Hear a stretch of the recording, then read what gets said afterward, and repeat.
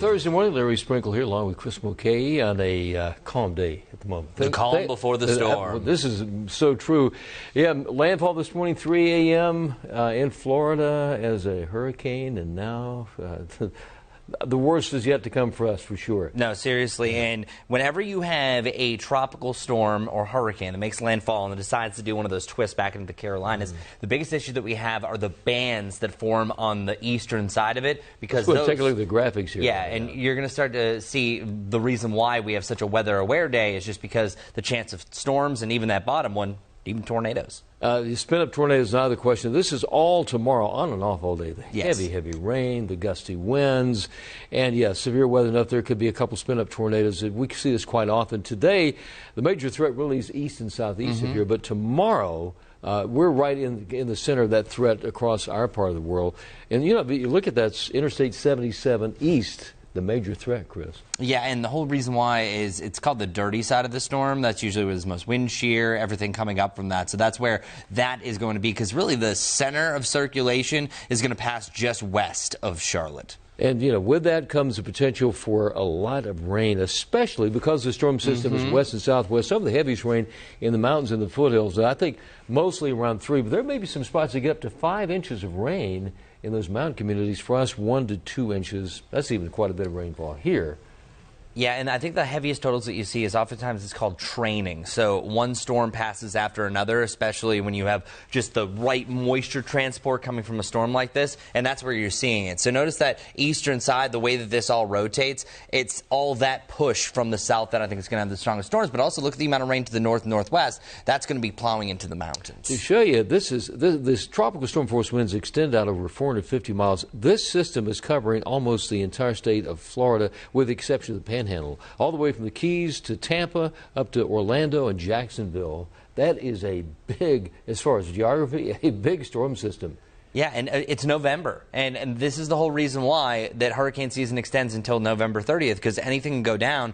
You've had a warmer air mass down to the south, so that creates the perfect conditions, and it made landfall as a hurricane, and it's still going to hold tropical storm strength up through Georgia. That's crazy, and you can see the track coming off the coast, east coast, and then moving. It'll make landfall again. It goes out in the Gulf of Mexico briefly, and then another landfall in the Panhandle of Florida, and then it takes that turn off to the north, and then eventually just west and southwest of Charlotte. Doesn't mean, just because the center of circulation is west of here, doesn't mean that we won't see some major threats from the tropical storm, right? Yeah, and it's crazy. The one that comes to mind is Tropical Storm Fred. And when Tropical Storm Fred came in just a couple of years ago, that gave us a lot of tornado warnings that popped up. I don't think we're going to be as extreme as that, but you also have a stationary front layer that this is feeding into, so that kind of locks up into the mountains. So that's why you have all the threats, tornadoes, gusty winds on its own outside of any thunderstorms, and that flash flooding is going to really pile up for the mountains and the foothills. Yeah, it's one of the situations where I think just about everybody, if you're watching this, you're going to feel some of the effects from this, and that does mean some very gusty winds,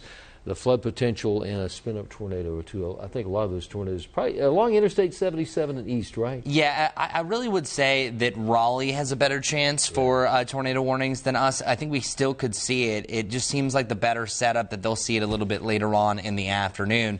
But I'm not going to discount it whatsoever. Really, you have the twist, the wind shear, and that's what causes tornadoes.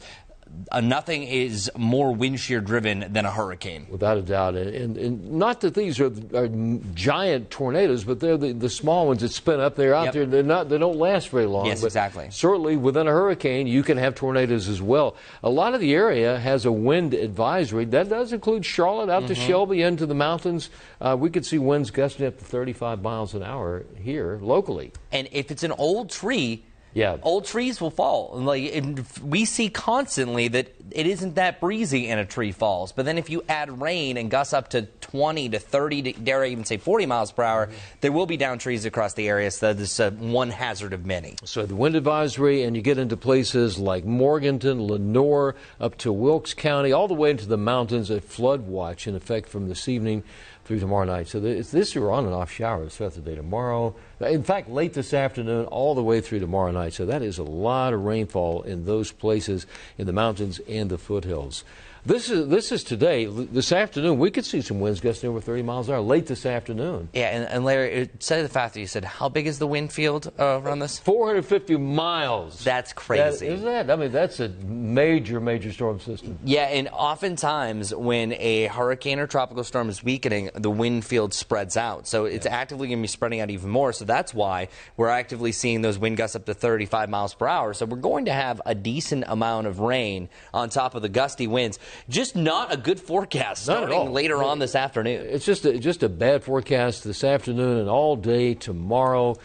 Today, I think the better chance for that rain is this morning, and then we get to the afternoon. Because the storm system is so big, we'll start to see some showers moving in late this afternoon, early evening as well. Yeah, and it really have your umbrella, the poncho, whatever you need. And Larry, you're mentioning the Panthers game. Yeah. There's only one hope I have for the Panthers game, is a lot of this rain is coming in pulses. Yeah. So if you can get a pulse of rain right before the game, bring a towel to dry your seat, by the way. That's a given. That's always one thing I like to tell people going to the sporting events. If you can get a break in between the second pulse, that's the only optimism I have for Panthers remember, fans. No umbrellas, all ponchos. Yes. That's the way it is. That's the rules at the stadium. So, it's going to be pretty much a drenching rain. Hopefully it'll help the Panthers. So that red also indicates Veterans Day, but really it's a weather-aware day tomorrow, all day. For all the reasons that we mentioned. But let's talk about the timing. So over on our other computer here is a look at our futurecast. We're going to go hour by hour through the whole event. I think, Larry, mid to late afternoon is where we could start to see some light rain showers. Might start as sprinkles, some light rain. Here's the pulse that I'm talking about. This is our most recent model run, so this isn't precise,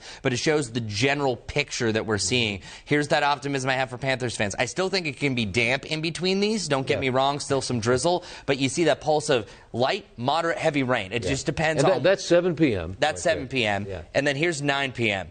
But you're still seeing scattered rain. So you might have lighter rain around the Panthers game, but this is not a good setup. Take that over the heavy rain. Yeah, right? exactly. But then here it comes again. Yeah, this is early tomorrow morning. You can see that band of rain stretches all across the area.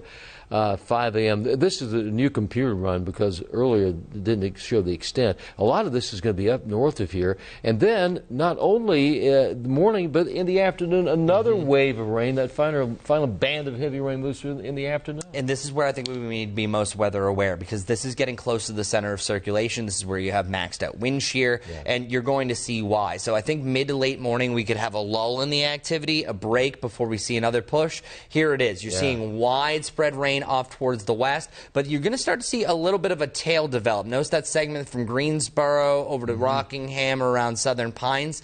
That is going to be the heart of the beast. But one thing, Larry, because you showed that one graphic that was showing the medium threat of severe weather, that's the reason why. So there's good chance that right along the I-77 corridor is where it intensifies. You might start to see a lot more tornado warnings, severe thunderstorm warnings really start to flourish mid to late afternoon as it's swinging off towards the northeast. And as you mentioned, poof, gone. Let's go back to the 7-day forecast and show you the weekend.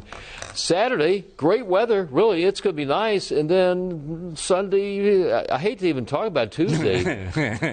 It's like you go, wait a minute, 73 tomorrow, 46 and rain on Tuesday. That's just an old-fashioned January rain forecast, if you think about it, right? Oh, so 73 to 46 to even freezing temperatures. Welcome to November, everyone. The witch of November. We got it all here together. We'll have more throughout the day, and obviously tomorrow morning when you wake up Charlotte has all the information. Have a great day.